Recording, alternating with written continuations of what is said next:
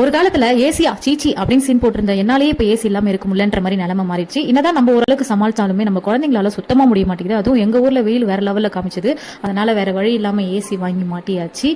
அதை முடிச்சுட்டு அப்படியே மட்டன் குழம்பு ஒரு புடி புடிச்சிட்டு இந்த வெட்ட வெயில கிளம்பி போயாச்சு. எங்கன்னு பாத்தீங்கன்னா கில்லி மூவி தான். ரொம்ப நாள் முன்னாடியே ஹஸ்பண்ட் கிட்ட சொல்லி வச்சிருந்தேன். என் நேரமா என்னன்னு தெரியல, நான் கிளம்பும் போதுதான் வந்து ரீ ரிலீஸ் ஆச்சு.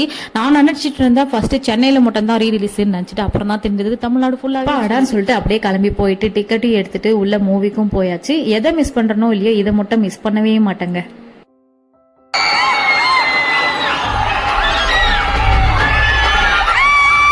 அந்த மியூசிக்கு நம்ம தளபதியோட என்ட்ரி வேற லெவல் வைபா இருக்குங்க. அதை முடிச்சிட்டு செம்மையா வைப் பண்ணோம். நாங்க மட்டும் இல்ல, தியேட்டரே வைப் பண்ணிச்சு.